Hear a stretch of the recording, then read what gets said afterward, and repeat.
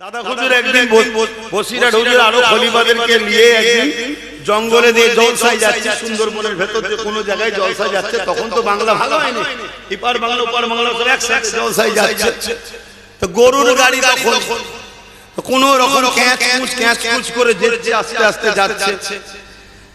তো হঠাৎ করে গরুর গাড়ি যে চালাচ্ছিল, যে ভাষা বললে আপনারা বুঝবেন ড্রাইভার, কিন্তু গারওয়ান বলে ভাষাটা শুনতে খারাপ লাগতে পারে, তাই আমি বললাম না। কি ড্রাইভার গরুর গাড়ি যে চালাচ্ছিল, সে লাফ মেরে হুজুররা যে কাজাবার মধ্যে বসে আছে, যেটা গরুর গাড়ির উপরে একটা ঘেরা মতো থাকে জানেন তো, ওর ভেতরে লাফ মেরে ঢুকে যায়, কল করে ঘামছে, হাঁপাচ্ছে। কি হয়েছে রে বাবা? বলছে হুজুর দুটো বাঘ সামনে আর গরুও লাফাচ্ছে। এই কি করছে রে তোর গরু? সামনে দুটো বাঘ। দাদা হুজুর পীর কেবলা কি বললেন? বাঘ তো কি হয়েছে? সে গরুওয়ালা আর কি জিজ্ঞেস করবে? সে তো অবাক হয়ে গেছে, এই লোক কি বাঘ চেনে না নাকি? বাঘ কি হয়েছে মানে? বলছে জঙ্গলে যদি বাঘ থাকতে পারে, আল্লাহ আবু বকরকে একটা বাঘ দিয়েছে। জোরে বলুন সুবহানাল্লাহ। তা জঙ্গলের বাঘ আবু বকরের বাঘের সঙ্গে দেখা করতে এসেছে। দাদা হুজুর বললেন বাবা একটু মুখটা দেখাও। পর্দাটা বার করে সরিয়ে রুহুল আমিন সাহেব শুধু মুখটা দেখিয়েছে, সত্যিকারেরই যেন দেখাই করতে এসেছিল।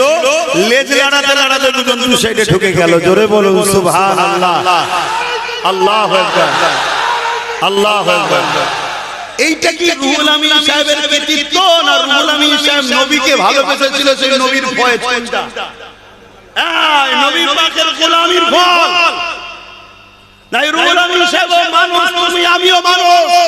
তোমাকে আমাকে পেলে রেখো খাবে না, যেদিন পরে খায় একেবারে খেয়ে ফেলবে।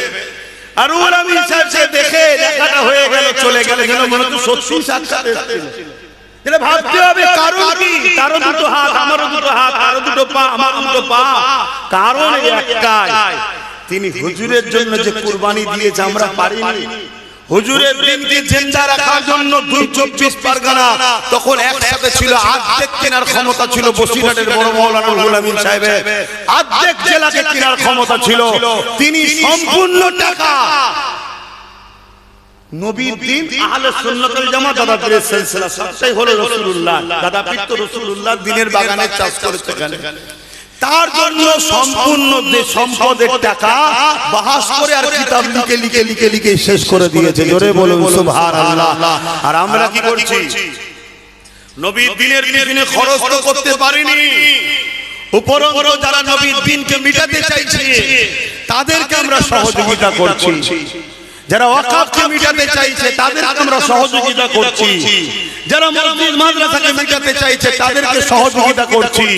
আবার আমরা গলা লম্বা করে ফতোয়াবাজি করি ওলিয়া উলিয়াদের বিরুদ্ধে। আমরা মনে করি বড় ভিআইপি হয়ে গেছি। কেউ যদি মনে করে আমি সামান্য দুটো মাদ্রাসা মসজিদ করে আমি বড় দিনের খাদেম হয়ে গেছি, মনে রাখবেন অনেক বাচ্চা আছো, অনেক বাচ্চা আছো। কেন? তোমার উল্টা ভাষা চাল চলন ইসলামের দুশমনদের সঙ্গে যদি থাকে, তোমার মসজিদ তোমার মাদ্রাসা বানানো আল্লাহ, জোরে বলে, নেবে না। আমার আল্লাহ মুখাপেক্ষী নাকি আব্বাস সিদ্দিকী? আমার আল্লাহ কি আমার মুখাপেক্ষী? আমাকে আমার আল্লাহ পাক ধরে নিয়ে যায় জাহান্নামে ফেলে দেয়, আপনারা সব আন্দোলন করবেন নাকি? হ্যাঁ, তাহলে আমার আল্লাহ কারো মুখাপেক্ষী নয়, এটা মনে রাখবে। আল্লাহ করাচ্ছে, আলহামদুলিল্লাহ বলো। বলো আল্লাহ আমাকে তার দিনের কাজ করাচ্ছে, বলো আলহামদুলিল্লাহ। ছোট হয়ে থাকো, কিন্তু মনে রাখবে নবীর দিনের ক্ষতি করা আর ক্ষতিকারকদের সাথ দিয়া এরা কোনোদিন নাজাত, জোরে বলুন। সময় থাকলে আলোচনা করছি, অসুবিধা হচ্ছে নাকি? বাবেরা না জওয়ান তরুণেরা, হে নবী পাকের প্রেমিকেরা, আল্লাহ নবী পাক রবিউল আউয়াল সোমবার সাদেকের সময় দুনিয়া জমিনে এসেছিলেন। আম্মা জানেরা বলতে লেগেছে, আব্দুল্লাহর পেশিনা থেকে নূরে মুহাম্মদ যখন আমার মুবারকে চলে আসলো, আমি আমিনা অবাক হতে লাগলাম। আমার শরীর থেকে একটা খুশবু বেরোতে লেগেছে, এই খুশবু চারিদিকে ছড়াতে লাগলো। হে না এক একদিন আলোচনা মক্কার গলিতে গলিতে হতে লাগলো। এই খবরটা রাসূলুল্লাহ দাদা হযরত আব্দুল্লাহ হুজুরের কানে চলে গেল যে আব্দুল্লাহর পুত্রবধূ আমিনা, এমন করে আব্দুল মুতালিবের পুত্রবধূ আমিনা সে কোথা থেকে আতর পাইছে মাকে, যার খুশবু চারিদিকে ছড়াতে লেগেছে। এই খুশবু তো মক্কার কোনো জায়গায় পাওয়া যায় না, এই খুশবু তো এলাকার কোনো জায়গায় পাওয়া যায় না। আমার রাসূলুল্লাহ দাদা হযরত আব্দুল মুতালিবের কানে যখন খবর গেল, তিনি ছিলেন মক্কার সরদার, মক্কার নেতা লিডার, এই জন্য তিনার মাথাটাও বড় হ্যাট হতে লাগলো। কি ব্যাপার, আলোচনাটা নিজের পরিবারের সঙ্গে করতে হবে। এই রাসূলুল্লাহ দাদিজানের সঙ্গে আলোচনা করতে লাগলে এই যে মক্কার গলিতে গলিতে আব্দুল্লাহর পরিবার, আমার পুত্রবধূ আমিনা নিয়ে আলোচনা হতে লেগেছে। সে নাকি এমন একটা তোর মাকে যা কোন জায়গায় নাকি পাওয়া যায় না, এবং এই খুশবু সব জায়গায় ছড়াতে লেগেছে। আমি আব্দুল মুতালিব আমি অবাক হয়ে যাচ্ছি, আমি খুশবু পাচ্ছি, কিন্তু আমি বিভিন্ন দেশে যাই, সেই জায়গাতে এই খুশবু কোনো জায়গায় পাই না। এই সময় রাসূলুল্লাহ দাদিজান বলেছিলেন, আমি আপনাকে বলবো বলবো মনে করে আমিনা যখন হাম্মামখানা থেকে বাইর হয়, গোসলখানা থেকে যখন বাইর হয়, আমি যখন গোসলখানায় প্রবেশ করে আমি আমিনা অবাক হয়ে যায়, যেন মনে হয় কোন আতরের গোডাউনের মধ্যে প্রবেশ করেছি। এই কথাটা শুনে রাসূলুল্লাহ দাদা আব্দুল মুতালিব বললেন, ডাকেন আব্দুল্লাহ, ডাকেন পুত্রবধূকে, আমিনাকে ডাকেন। আম্মা জান আমিনাকে ডাকা হলো। এ মা আমিনা রে, সব জায়গায় সমালোচনা চলছে, তুমি কোথা থেকে আতরটা পাও? রাসূলুল্লাহর আম্মা জান হযরত আমিনা নিজের মুখে থুতুটা জমিনে ফেললে, ফেলার সাথে সাথে আতরের ডিব্বা খুললে যেভাবে খুশবু বাইর হয়, ওইভাবে খুশবু মাথাতে লেগেছে। ওই সময় আম্মা আমিনা বলে, আমার আব্বা জান আম্মা জান আমিনা কোনো খুশবু ব্যবহার করে না। যেদিন থেকে আমার মুবারকে আব্দুল্লাহর লাশিনা দেখে ওই সন্তান চলে এসেছে, সেই দিন থেকে আমার শরীরে খুশবু বাইর হয়। অর্থাৎ এই খুশবু আমিনা নয়, এই খুশবু হলো আমার গর্ভে যে রয়েছে তিনার খুশবু। আরো জোরে বলুন সুবহান আল্লাহ আল্লাহ। ভাবুন, এই যে যুবকগুলো বসে আছো দুদিনের দুনিয়া, এই রাসূল ছেড়ে দিয়ে নবীর দুশমনদের ঘরে ধরছো, কিন্তু আজ আমরা প্রমাণ দিচ্ছি যে আমরা দ্বীন ইসলাম তথা হুজুর পাক সাল্লাল্লাহু আলাইহি সাল্লামের মহব্বত আমাদের অন্তরে আছে। কেন এই রবিউল আউয়ালে চাঁদ উঠলে এক শ্রেণীর মানুষের ফতোয়া চোটে আমাদের সাধারণ ছেলেরা বিগড়ে যাচ্ছে। ঈদে মিলাদুন নবী চলবে না, ঈদ চলবে না, এটা চলবে না, ওটা চলবে না, ইত্যাদি ইত্যাদি। বড় আফসোস ও দুঃখের বিষয়, যারা মিলাদুন নবীকে অস্বীকার করে তারা তো রিসালাতকেই অস্বীকার করলো। আপনারা মিনাখা থানার মানুষ হতে পারেন, সম্ভবত বসিরার মহকুমা, এবং উত্তর 24 পরগনার মানুষ আপনারা। এখন উত্তর দক্ষিণ হয়েছে, আগে তো একটাই ছিল। এই জেলাকে ধন্য করে আছেন জাবানার মুজাদ্দিদের রুহানি আওলাদ, উজ্জ্বল নক্ষত্র বসিরহাটের বড় মাওলানা আল্লামা রুহুল আমিন শাহ রহমাতুল্লাহ আলাইহি। তিনার মতো আলেম আজকে পৃথিবীতে পাওয়া খুবই খুবই দুর্লভ, অসম্ভব ব্যাপার। তিনাদের মতো হাস্তিরা আমার নবী পাক সাল্লাল্লাহু আলাইহি ওয়াসাল্লামের মিলাদুন নবীর মাহফিল করে ভক্ত মুরিদ অনুসারীদের ঘরে নবী শিশুবেলার ওয়াকিয়া শুনিয়েছে। জোরে বলুন সুবহানাল্লাহ। একটা সাধারণ কমন জ্ঞান কারো জীবনী লিখতে গেলে তার শিশুবেলা, শৈশবকাল, কৈশোরকাল, বাল্য জীবন বাদ দিয়ে কি লেখা যায়? আমার নবীর টোটাল লাইফটাই হলো সিরাত। সিরাতেরই একটা পাঠ হলো মিলাদ। মিলাদ মানা বাংলাতে বলে জন্ম, কিন্তু আদবের ক্ষেত্রে নবীর খাতিরে জন্ম বলবো না। কেন? আমরা সাধারণত জন্ম বলতে মানুষের অস্তিত্ব মনে করি।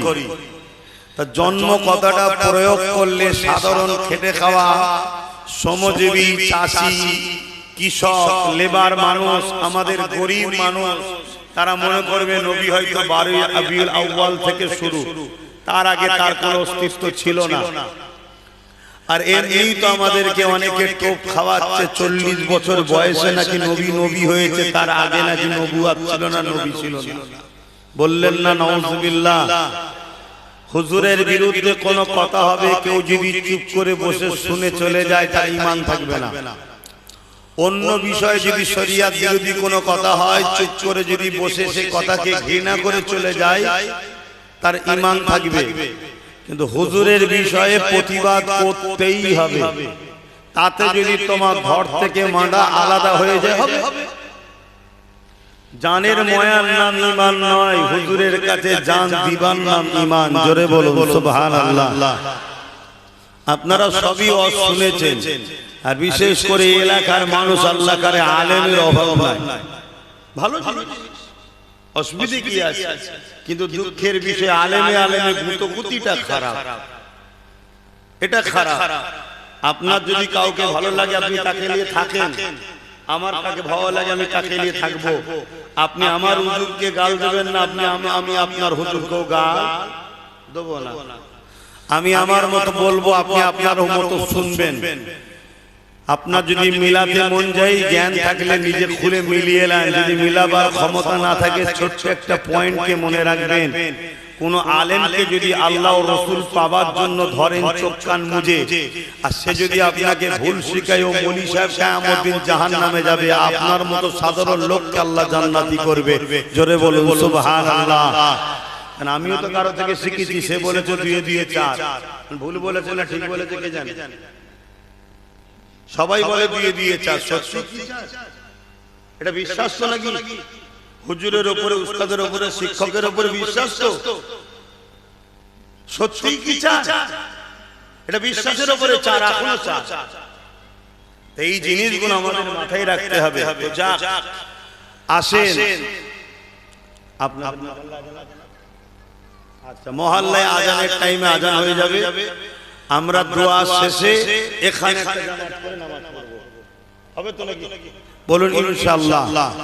তো ভাইরা আমার, যে কথা বলছিলাম, আমার নবী পাক সাল্লাল্লাহু আলাইহি ওয়াসাল্লাম এই মাসে এসেছিলেন। আল্লাহ পাক কোরআনে এই বিষয়ে কি বলছে, ঈদে মিলাদুন নবী নিয়ে একটু জানা দরকার আছে না?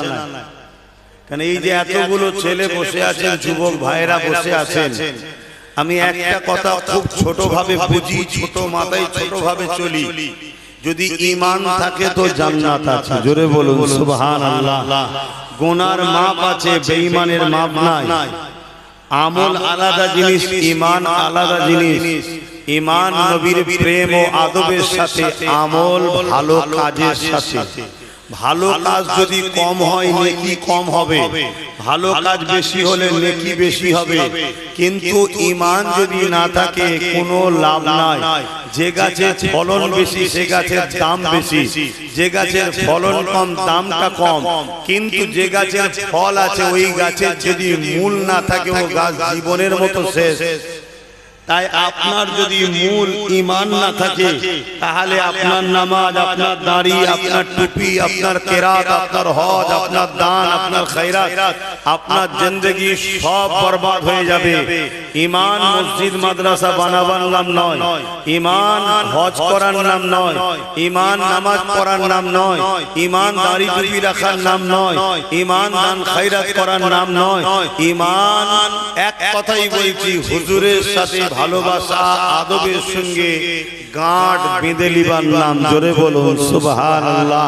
যে যত বেশি রাসূলকে মহব্বত ও আদব করে, তার ঈমানের পাওয়ার তত বেশি।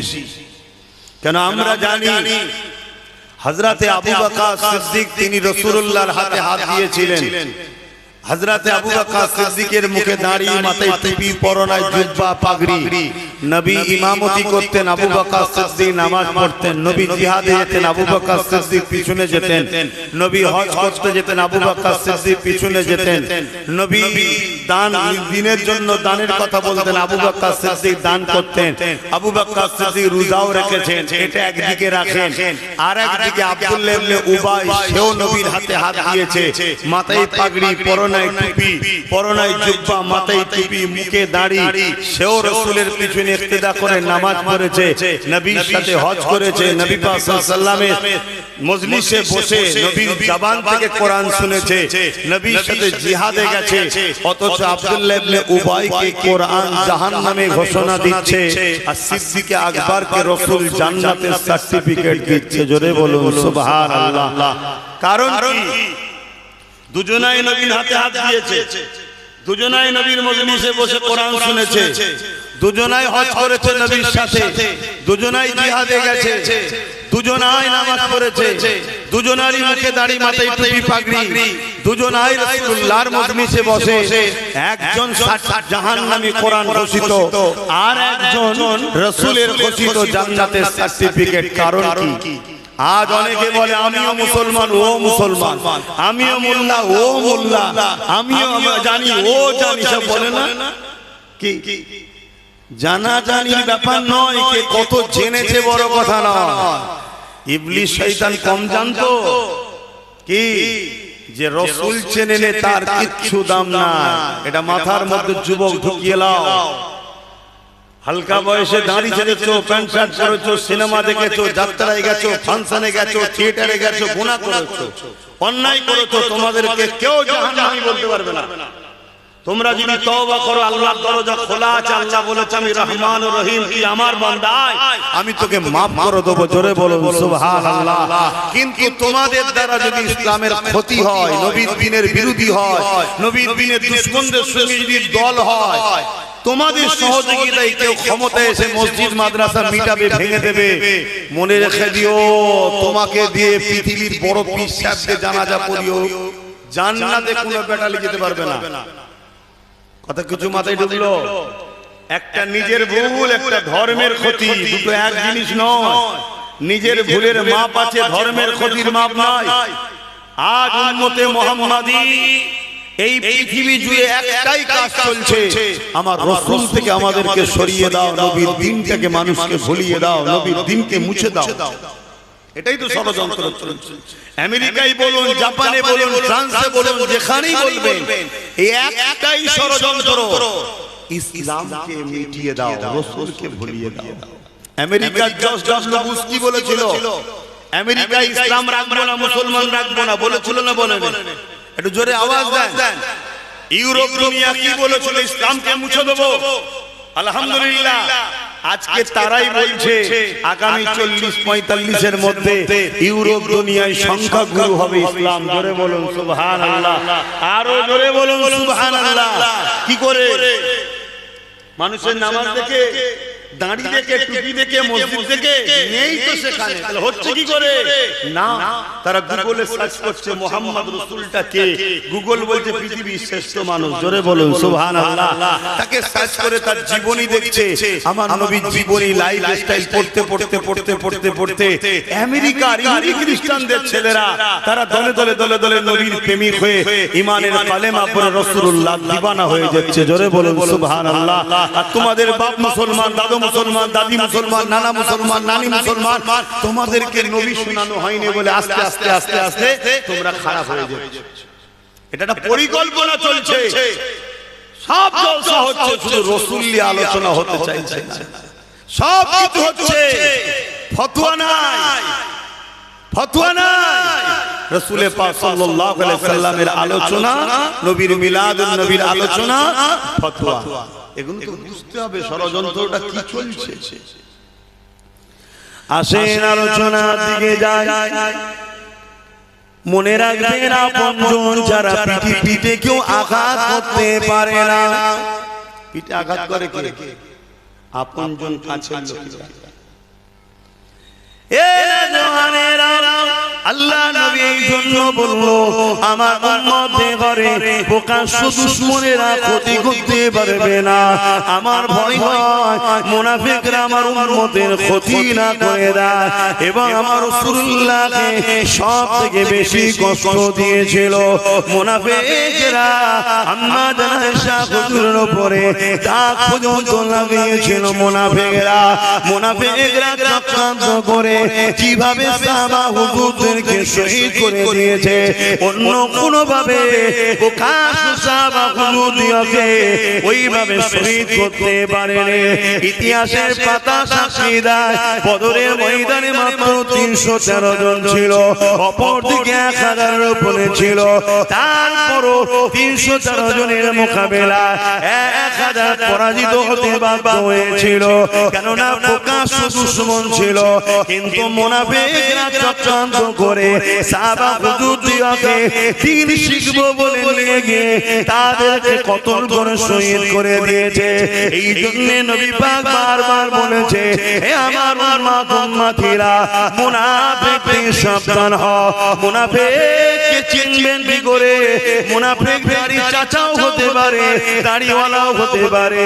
মুনাফিক টুপিওয়ালাও হতে পারে, টুপি খোলাও হতে পারে। মুনাফিক নামাজি হতে পারে, মুনাফিক বেনামাজি হতে পারে।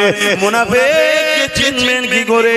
আল্লাহ নবী জানিয়ে দিলে এ দুনিয়া মানুষেরা মুনাফিক চিনার পন্থা হলো যাদের অন্তরে আমি রাসূলুল্লাহ আমার আদর হাইয়ানে মনে রেখে এরা মুনাফিক। রাসূলুল্লাহ বললে দ্বিতীয় নম্বর যারা আমার হাল দিয়ে সমালোচনা করবে এরা হলো মুনাফিক। এই মনে রাখবেন দুনিয়া জমিনে আজ আমাদের যে বড় চক্রান্ত চলছে, এই পৃথিবীর জুড়ে একটা চক্রান্ত চলছে। যেমন করে হোক এদের ঈমানকে লুটে নাও। নামাজের বিরোধী করতে যাস না, রোজার বিরোধী করতে যাস না, হজের বিরোধী করতে যাস না, দাড়ি টুপির বিরোধী করতে যাস না, মসজিদ মাদ্রাসার বিরোধী করতে যাস না। একটা কাজ কর, এদের অন্তরে যে পাওয়ারটা আছে ওই পাওয়ারটাকে প্রথম কেড়ে নে। ওই পাওয়ারটা হলো নবী পাকের প্রেম ও আদর, যাকে বলা হয় ঈমানের পাওয়ার।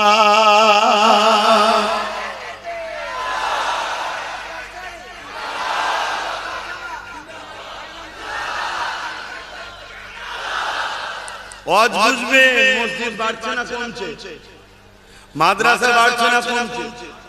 এই তো একটা মাদ্রাসা আমার জানা নেই, হয়তো আশপাশে যদি আরো না গজায় দুদিন পরে গজাবে, আমার জানা নেই আছে, দেখবেন আবার আশপাশে গজাবে। এই এলাকায় একটাই মাদ্রাসা ছিল বসিরহাট হুজুরের তৈরি করা, তাই তো নাকি? কিন্তু ওই মাদ্রাসার 12টা বেজে গেছে। কেন 12টা বেজে গেছে? খারাপ দিলে হবে না, এটা বাস্তব কথা। একটা বড় প্রতিষ্ঠানকে শেষ করার জন্য সবথেকে সহজ রাস্তা তার পাশে 50টা ছোট ছোট প্রতিষ্ঠান করে দাও। সব দান দিচ্ছিল বড় প্রতিষ্ঠানে, বড় প্রতিষ্ঠান আরো বড় হচ্ছিল।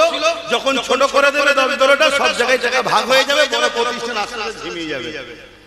আজকে এখানে এই এলাকায় ধরে দেখছে একটা বড় প্রতিষ্ঠান হয়েছে, কেন সংখ্যা বাড়ছে, ঘর বাড়ছে, মুসলিম বাড়ছে, ছেলে পুলেদের পড়া আগ্রহ বাড়ছে। বসিরহাট এখান থেকে অনেকটাই দূর, আর একটা নাই হয়েছে। কথা বুঝে আসছে? তাহলে এইটাকে যদি সবাই মিলে ফলো করে তাহলে এটা আস্তে আস্তে বড় হবে। কিন্তু এটা একটা পলিসি, দেখা যাবে এরই পাশে আরো 4-5টা ছোট ছোট গজিয়ে দাও, তাহলে টাকা ভাগ হবে না? কথা বলছো না? আমি কোনো পক্ষে বিপক্ষে বলছি না, এটা হাকিকতটা বলছি, বাস্তবটা। এটা একটা পলিসি। তা আমি যেটা বলতে চাইছি, মাদ্রাসা বাড়ছে না কমছে, মসজিদ বাড়ছে না কমছে, টুপি বাড়ছে না কমছে। এই টুপি না বাড়তো তাহলে টুপি বোরখার দোকান লোক খুলতো কেন? বলুন বলুন। আলেম ওলামা হাফেজ কারি মাওলানা মুফতি বাড়ছে না কমছে? নামাজি বাড়ছে না কমছে? যদি না বাড়ে তাহলে মসজিদ 2তলা করছে কেন, 3তলা করছে কেন, ভেঙে বাড়াচ্ছে কেন, শহীদ করে বাড়াচ্ছে কেন? তাহলে বাড়ছে না কমছে? এবারে বলবো দেখি, এত কিছু বাড়ার পরও আমাদের উপরে জুলুম মারটা বাড়ছে না কমছে কেন? আল্লাহ বলেছে যে আমার হবে আমি তার হেফাজত করব। নামাজ পড়ছি আল্লাহ তোমার জন্য, মাদ্রাসা বানাচ্ছি তোমার জন্য, মসজিদ বানাচ্ছি তোমার জন্য, দাড়ি রেখেছি তোমার জন্য, টুপি পরেছি তোমার জন্য। এত বাড়ছে তো মার কমছে না কেন? ঠিক জায়গায় আমাদের গন্ডগোল। শুনছেন, আমাদের মূল জায়গাটাই গন্ডগোল। সুন্দর বাড়ি করেছে, দামি দামি কোম্পানির পাখা লাগিয়েছে, এসি লাগিয়েছে, ওয়েলিং করেছে, সব করেছে, সুইচ দিচ্ছে বাতি জ্বলে, মাথা খারাপ। কোম্পানিকে ফোন করছে তোর ধরতে পারি তোকে মেরে ফেলবো। যে মিস্ত্রি এসছে সেও তো ফোন করছে তুই তোকে ধরতে পারি মেরে ফেলবো, এত টাকা খরচ করেছি। কথা বুঝছেন না? সব কোম্পানির লোক, কারেন্টের মিস্ত্রি টিস্ত্রি সব এসে হাজির, সুইচ দিচ্ছে। কি হচ্ছে, চলছে না কেন? লাস্টে এসে দেখছে মেন যে তারটা যেখানে কারেন্ট আছে তার সাথে জুড়া নেই। এই কারেন্ট দিলে তাহলে পাখা লেগিয়েছে দামি দামি, নামাজ আছে দামি দামি, রোজা আছে দামি দামি, হজ আছে দামি দামি, দামি দামি দাড়ি টুপি, মসজিদ মাদ্রাসা, মার্বেল, এসি সব হয়েছে। মুহাম্মদ রাসূল থেকেই তো সব কিছু আছে, ওখানে সম্পর্ক নেই। তাহলে এই লাইফ তো বরবাদ। এজন্য যারা আমাদের সামনে এসে দাঁড়াতে পারতো না সোজা হয়ে, তারা আজকে উপরে চেয়ারে বসছে, আমরা পায়ের গোড়ায় দিয়ে বলছি দাদা একটা সই করে দাও না, একটু কিছু দাও না। কেন? খোদা আমাদের উপরে নারাজ হয়ে গেছে। আমাদের প্রথম কাজ হলো হুজুরের সঙ্গে দিল থেকে জোড়ো। সব জায়গায় আপোষ চলবে, হুজুরের ব্যাপারে কোনো আপোষ নাই, ঝাঁপিয়ে পড়তে হবে। তাদের জান যাবে কি জান দিতে হবে ওসব দেখা দেখার সময় নেই। কথা শুনছেন না শোনেন না? এটা মাথায় রাখো। হুজুরের জায়গায় কোন রকম ভাবে নিয়ম কানুন পদ্ধতি চুচা যদি বাদ কিন্তু ওসব চলবে না। শুনছেন? এই জায়গাটা মাথায় রাখতে হবে। এইভাবে যদি রাসূলুল্লাহকে মহব্বত করতে পারো, তাহলে তুমি যদি জঙ্গলে কোনোদিন হিংস্র বাঘের সামনে পড়ে যাও, আল্লাহ তোমাকে হেফাজত করে দেবে। জোরে বলুন সুবহানাল্লাহ। এই কথা যখন এসে গেছে, এটা ছোট্ট কথা বলবো, এটা অন্য সাইডে। দাদা হুজুর একদিন বসিরহাট হুজুর আরো খলিফাদেরকে নিয়ে একদিন জঙ্গলে দিয়ে জলসায় যাচ্ছে, সুন্দরবনের ভেতর যে কোনো জায়গায় জলসায় যাচ্ছে। তখন তো বাংলা ভালো হয়নি, এপার বাংলা ওপার বাংলা সব একসাথে জলসায় যাচ্ছে। তো গরুর গাড়ি তখন কোন রকম ক্যাঁচ করে যেতে আস্তে আস্তে যাচ্ছে। তো হঠাৎ করে গরুর গাড়ি যে চালাচ্ছিল, যে ভাষা বললে আপনারা বুঝবেন ড্রাইভার, কিন্তু গারওয়ান বলে ভাষাটা শুনতে খারাপ লাগতে পারে, তাই আমি বললাম না। কি ড্রাইভার গরুর গাড়ি যে চালাচ্ছিল, সে লাফ মেরে হুজুররা যে কাজাবার মধ্যে বসে আছে, যেটা গরুর গাড়ির উপরে একটা ঘেরা মতো থাকে জানেন তো, ওর ভেতরে লাফ মেরে ঢুকে গিয়ে যায়, কল করে ঘামছে, হাঁপাচ্ছে। কি হয়েছে রে বাবা? বলছে হুজুর দুটো বাঘ সামনে আর গরুও লাফাচ্ছে।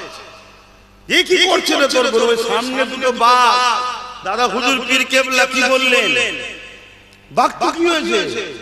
সে গরুওয়ালা আর কি জিজ্ঞেস করবে? সে তো অবাক হয়ে গেছে, এই লোক কি বাঘ চেনে না নাকি? বাঘ কি হয়েছে মানে?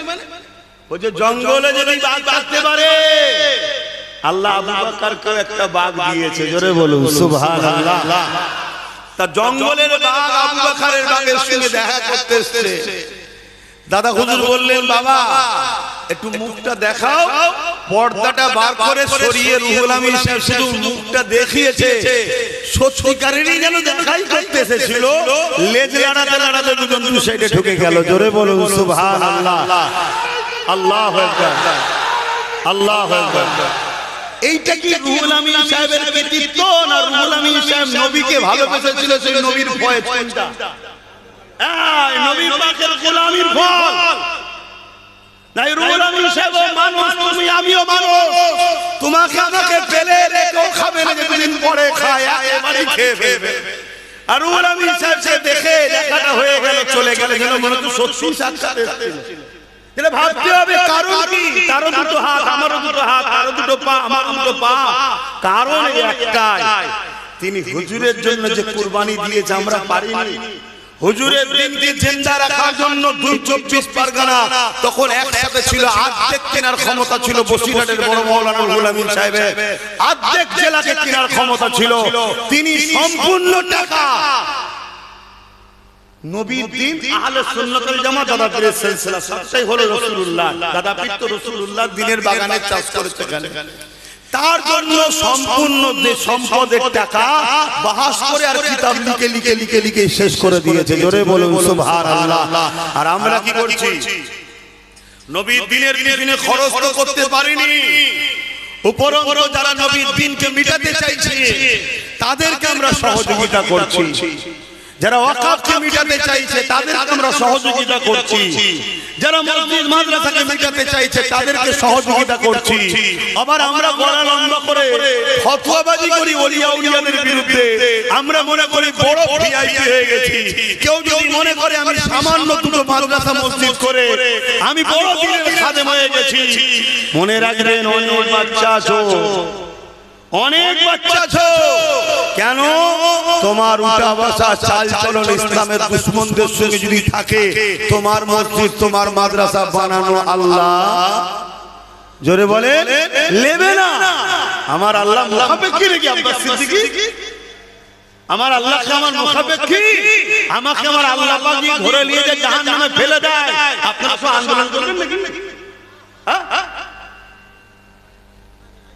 তাহলে আমার আল্লাহ কারো মুখাপেক্ষী নয়, এটা মনে রাখবে। আল্লাহ করাচ্ছে, আলহামদুলিল্লাহ বলো, বলো আল্লাহ আমাকে তার দিনের কাজ করাচ্ছে, বলো আলহামদুলিল্লাহ। ছোট হয়ে থাকো কিন্তু মনে রাখবে নবীর দিনের ক্ষতি করা আর ক্ষতিকারকদের সাথ দিয়া এরা কোনোদিন নাজাত, জোরে বলুন। সময় থাকলে আলোচনা করছি, অসুবিধা হচ্ছে নাকি? বাবেরা না জওয়ান তরুণেরা, হে নবী পাকের প্রেমিকেরা, আল্লাহ নবী পাকের রবিউল আউয়াল সোমবার শুনে সাদেকের সময় দুনিয়ার জমিনে এসেছিলেন। আম্মা জানেরা বলতে লেগেছে, আব্দুল্লাহর পেশিনা থেকে নূরে মুহাম্মদ যখন আমার হে মুবারকে চলে আসলো, আমি আমিনা অবাক হতে লাগলাম। আমার শরীর থেকে একটা খুশবু বেরোতে লেগেছে, এই খুশবু চারিদিকে ছড়াতে লাগলো। হে না একদিন আলোচনা মক্কার গলিতে গলিতে হতে লাগলো। এই খবরটা রাসূলুল্লাহ দাদা হযরত আব্দুল্লাহ হুজুরের কানে চলে গেল যে আব্দুল্লাহর পুত্রবধূ আমিনা, এমন করে আব্দুল মুতালিবের পুত্রবধূ আমিনা, সে কোথা থেকে আতর পাইছে মাখে, যার খুশবু চারিদিকে ছড়াতে লেগেছে। এই খুশবু তো মক্কার কোনো জায়গায় পাওয়া যায় না, এই খুশবু তো এলাকার কোনো জায়গায় পাওয়া যায় না। আমার রাসূলুল্লাহ দাদা হযরত আব্দুল মুতালিবের কানে যখন খবর গেল, তিনি ছিলেন মক্কার সরদার, মক্কার নেতা লিডার, এই জন্য তিনার মাথাটা বড় হ্যাট হতে লাগলো। কি ব্যাপার? আলোচনাটা নিজের পরিবারের সঙ্গে করতে হবে। এই রাসূলুল্লাহ দাদিজানের সঙ্গে আলোচনা করতে লাগলে, এই যে মক্কার গলিতে গলিতে আব্দুল্লাহর পরিবার, আমার পুত্রবধূ আমিনা নিয়ে আলোচনা হতে লেগেছে। সে নাকি এমন একটা তোর মাকে যা কোন জায়গায় নাকি পাওয়া যায় না, এবং এই খুশবু সব জায়গায় ছড়াতে লেগেছে। আমি আব্দুল মুতালিব, আমি অবাক হয়ে যাচ্ছি, আমি খুশবু পাচ্ছি, কিন্তু আমি বিভিন্ন দেশে যাই, সেই জায়গাতে এই খুশবু কোনো জায়গায় পাই না। এই সময় রাসূলুল্লাহ দাদিজান বলেছিলেন, আমি আপনাকে বলবো বলবো মনে করে আমিনা যখন হাম্মামখানা থেকে বাইর হয়, গোসলখানা থেকে যখন বাইর হয়, আমি যখন গোসলখানায় প্রবেশ করে আমি আমিনা অবাক হয়ে যায়, যেন মনে হয় কোন আতরের গোডাউনের মধ্যে প্রবেশ করেছি। এই কথাটা শুনে রাসূলুল্লাহ দাদাজান আব্দুল মুতালিব বললেন, ডাকেন আব্দুল্লাহ, ডাকেন পুত্রবধূকে, আমিনাকে ডাকেন। আম্মা জান আমিনাকে ডাকা হলো। এ মা আমিনা রে, সব জায়গায় সমালোচনা চলছে, তুমি কোথা থেকে আতরটা পাও? রাসূলুল্লাহর আম্মা জান হযরত আমিনা নিজের মুখে থুতুটা জমিয়ে ফেললে, ফেলার সাথে সাথে আতরের ডিব্বা খুললে যেভাবে খুশবু বাইর হয়, ওইভাবে খুশবু মাথাতে লেগেছে। ওই সময় আম্মা আমিনা বলে, আমার আব্বা জান আম্মা জান আমিনা কোনো খুশবু ব্যবহার করে না। যেদিন থেকে আমার করে আব্দুল্লাহর বাসিনা দেখে ওই সন্তান চলে এসেছে। সেই দিন থেকে আমার শরীরে খুশবু বাইরা, অর্থাৎ এই খুশবু আমি নয়, এই খুশবু হলো আমার গর্ভে যে রয়েছে তিনার খুশবু। আরো জোরে বলুন সুবহান আল্লাহ আল্লাহ। ভাবুন, এই যে যুবক গুলো বসে আছো দুদিনের দুনিয়া, এই রসুল ছেড়ে দিয়ে নবীর দুশ্মনদের ঘরে ধরছো। তোমাদের হোশ নাই? উলামাদের মুখ থেকে শুনুনি, আল মারউ মা মান আহাব্বা, দুনিয়ায় যে যার সঙ্গে থাকবে পরকালে তার সঙ্গে থাকবে, দুনিয়ায় যে যাকে ভালোবাসবে পরকালে তার সঙ্গে থাকবে। আজকে তুমি দুনিয়ায় চোর, চিটিংবাজ, বদমাইশ, গুন্ডা, ধাপ্পাবাজ, তার সঙ্গে তুমি উঠাবসা করছো যে তোমার দেওয়া সহযোগিতায় তোমার দিনকে মিটাচ্ছে, তোমার মসজিদকে মিটাচ্ছে, তোমার আলেমকে গালি দিচ্ছে, তোমার উলামাকে গালি দিচ্ছে। আজকে তুমি তাকে সাপোর্ট করছো, আবার বলছো নবীর উম্মত। মনে রেখে দিও যুব সমাজ, এটা আমার বুঝাবার দায়িত্ব, বুঝাচ্ছি। যদি সময় থাকে একবার স্পেনের ইতিহাসটা পড়ে নিও। স্পেনে 800 বছর মুসলমান রাজত্ব করেছিল। ওই স্পেনে আজকের তারিখে যদি কেউ যায়, বিশাল বিশাল মসজিদ, বিশাল বিশাল মাদ্রাসা, বিশাল বিশাল যেসব দ্বীনি প্রতিষ্ঠানগুলো ছিল সেগুলো আর নাই। বড় বড় সিনেমা হল, বড় বড় অফিস আদালত তৈরি হয়ে গেছে। আজকের এই দুর্দশা স্পেনের মুসলমানদের হলো কি করে? এই হওয়ার পিছনে একটাই কারণ, মুসলিমদের মধ্যে থেকে কিছু মুনাফিক মুসলমানরা মুসলমানদের প্রতিনিধিত্বের নামে বেঈমান ইসলামের দুশমনদের দালালি করেছিল। আর মুসলিম সমাজ যখনই মাথায় তোলে, ওই মুনাফিক দালালগুলো মুসলমানদের কণ্ঠরোধ করেছে, মুসলমানকে হুমকি দিয়েছে, মুসলমানকে ঢুকে রেখেছে। এইভাবে মুসলমানকে দবিয়ে দবিয়ে দবিয়ে আজকে সেই স্পেনের মুসলমানকে মুছে দেওয়া হয়েছে। সময় যদি থাকে স্পেনের ইতিহাস পড়ে নিও। স্পেনের ইতিহাস তোমাকে জাগাতে পারে, কেন তোমার সঙ্গে আজকে স্পেনের স্টাইলেই কাজ চলছে। তুমি দেখছো আব্দুর রহমান, আব্দুল সত্তার, আব্দুল গফফার, তুমি দেখছো মুসলমান, কিন্তু তুমি একবারও দেখলে না সে তোমার দ্বীনের জন্য কখনো লড়াই করেছে। তুমি তাকে সাপোর্ট করলে, তার হাতে আল্লাহ ক্ষমতা দিল, সে অন্য জনের জন্য লড়াই করে, সে বেঈমান নেতা নেত্রীর জন্য মুসলিম ছেলেদের নামে কেস গায়, মুসলিম মেয়েদের নামে কেস গায়, মুসলমানদের উপরে জুলুম করে। কিন্তু যখন মুসলমানদের মাদ্রাসা মসজিদ ভাঙার ব্যাপার হয়, তখন এই মুনাফিক ছদ্মবেশী মুসলিম নামধারী নেতাগুলো একবারও কেউ মসজিদ মাদ্রাসার জন্য হয়ে কেস করে না। এগুলো তোমাদেরকে চিনতে হবে, এরা গাদ্দার। এরা শুধুমাত্র নোটটাও নেবে, খুচরোটাও যাতে ফসকে না যায়, তাই তোমাদের মতো করে সেজে আছে এরা। সূরা বাকারাতের এই সম্বন্ধে আল্লাহ খুব ভালোভাবে ঘোষণা দিয়েছে। এরা যখন মুসলমানদের কাছে আসে বলে আমরা তো তোমাদেরই রে, আর যখন নিরিবিলি একা একা ওদের বেঈমান নেতার সঙ্গে মেশে, তখন বলে একটু নাটক না করলে হয়, তাই একটু ইফতার পার্টি টাটি দিতে হয়। শুনছেন তো নাকি? এই সূরা বাকারা খোলো না কোরআনে। তুমি কি ভাবছো সব খুলে খালে আল্লাহ তোমাকে বুঝে খাইয়ে দেবে নাকি? তুমি মেহনত করতে হয়। রেজেক আল্লাহ রেখেছে, তোমাকে একটু কদম হেঁটে যে নিয়ে আসতে হবে, তোমার ঘরে দিয়ে যাবে, এটা তুমি আশা করে বসে আছো নাকি? তো ভাইরা আমার, দিনের স্বার্থে বলছি, খুব সাবধান সতর্ক হও। আমি এতটুকু বুঝি, একটা প্রবাদ বাক্য আছে, অতি সত্য কথা, গাছ না হলে গাছকে কাটতে পারে না, মুসলমান না হলে মুসলমান তোমাকে কেউ মিটাতে পারবে না। ইতিহাস বলছে চেঙ্গিস খান চেয়েছিল ইসলামকে মুছে দেবো। বাগদাদের জমিনে চেঙ্গিস খান হামলা করেছিল, বাগদাদের লাইব্রেরিগুলো পুড়িয়ে দিয়েছিল, বাগদাদের হাজার হাজার উলামাদেরকে হত্যা করেছিল। আজকেও যেসব উলামারা এখনো ইসলাম বিদ্বেষীদের পক্ষে দাঁড়িয়ে আছে, আমি আপনাদেরকে বলে দিতে চাই, আপনার দ্বারা এখন আমার বিরুদ্ধে লড়িয়ে ভয়টা তারা তাদের তুলে নিয়েছে।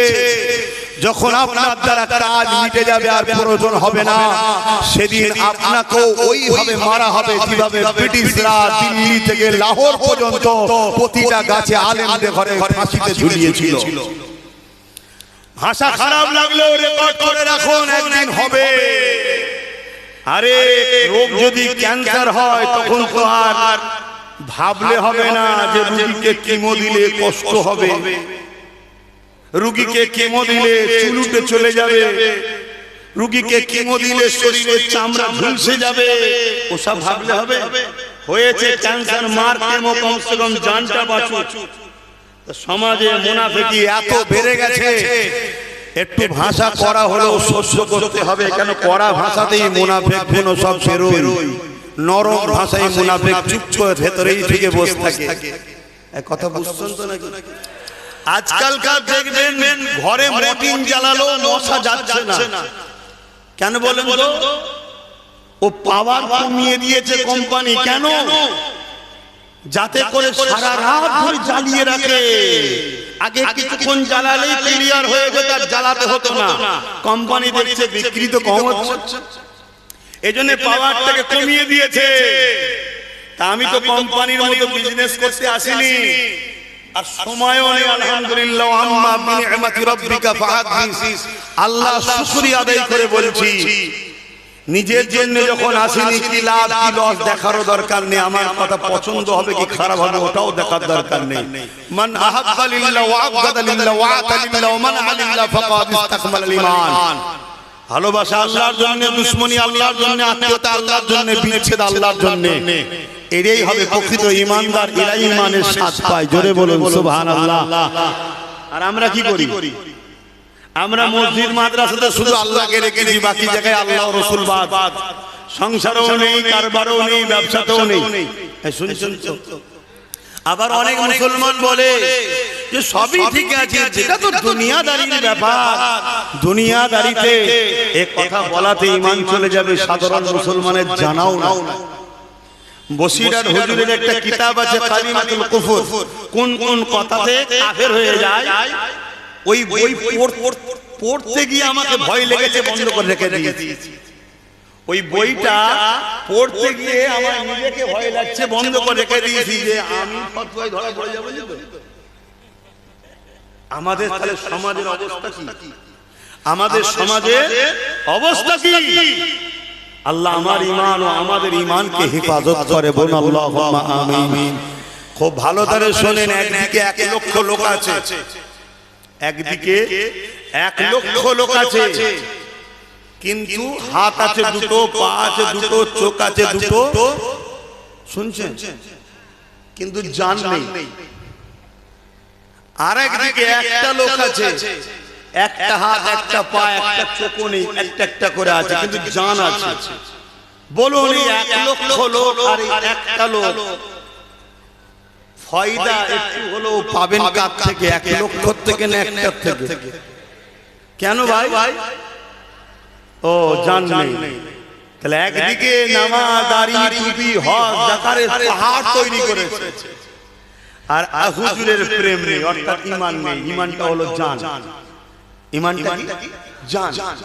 আর একদিকে একটা ঠ্যাং, একটা চোখ, একটা কান, একটা হাত নেই। তার মানে কি? হালকা বয়সে একটু ভুল করেছে, গান শুনেছে, যাত্রায় গেছে, নামাজও কাজা করে ফেলেছে, কিন্তু হুজুরের ব্যাপার হলে ও কাউকে চেনে না।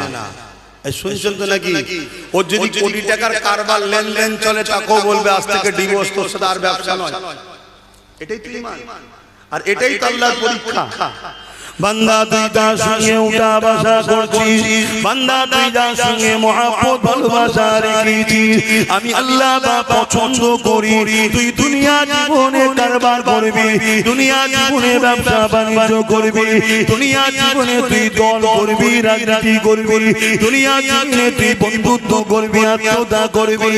এ আমার বান্দা, বান্দা রে মনে রাখবি আমাকে ভুলে নয় আমার হাবিবকে ভুলে নয় তুই কারো সঙ্গে ব্যবসা করতে লেগেছিস সে হয়তো আমি আল্লাহ আমাকে মানে না আমার রাসূলকে মানে না তাও ইসলামে জায়গাতে ব্যবসা করতে পারে কিন্তু যখন দেখবি ও আমার হাবিবের বিরোধী করতে লেগেছে ওই সময় তার সঙ্গে সম্পর্ক রাখা যাবে না কারণ ও মানে না ও আমার কাছে জবাবটা দেবে কিন্তু বিরোধী যখন করছে তার মানে আমাদের বিরুদ্ধে লেগেছে যারা আমার বিরুদ্ধে আমার হাবিবের বিরুদ্ধে লেগেছে তার সঙ্গে কি করে তোরা উঠা বসা করতে পারি তার সঙ্গে কি করে তোরা কারবার ব্যবসা বাণিজ্য করতে পারি এ নওজওয়ানেরা গল্প বলছি না আল্লাহ নবী জানিয়ে দিলে অন্যায় দেখলে হাতে রোখো হাতে যদি ক্ষমতা না থাকে মুখ দিয়ে প্রতিবাদ করো মুখে যদি প্রতিবাদের ক্ষমতা না থাকে ঘৃণা করে করে সরে যাও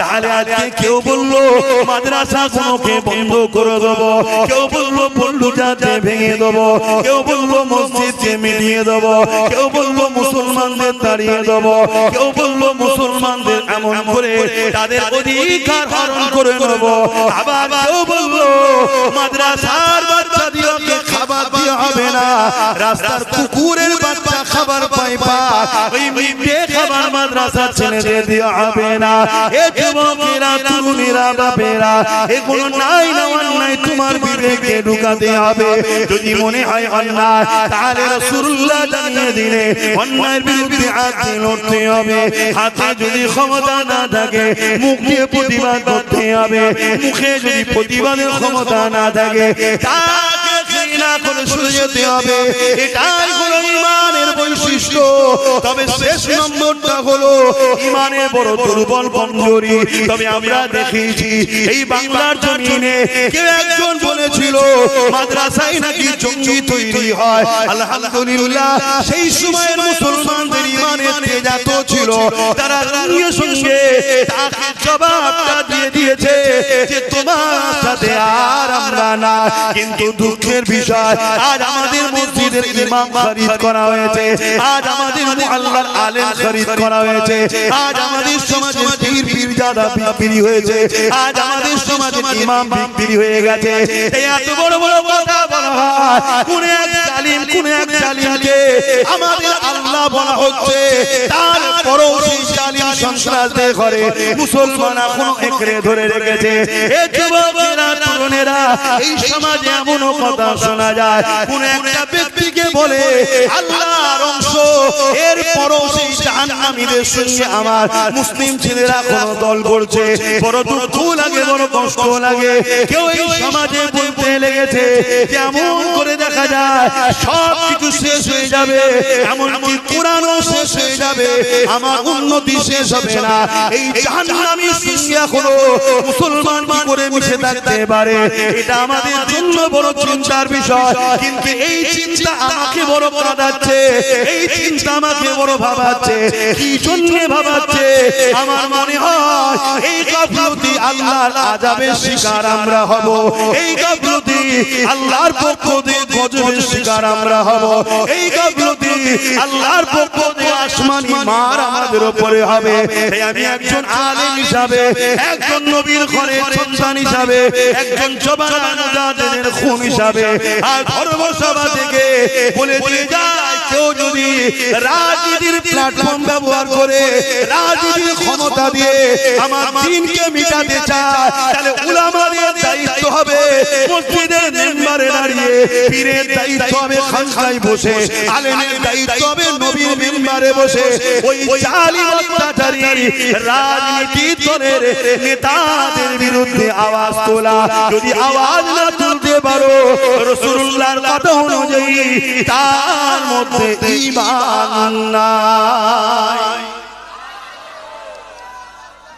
কথা বুঝে আসছে তো নাকি আমার কথাই না আমার কথাই না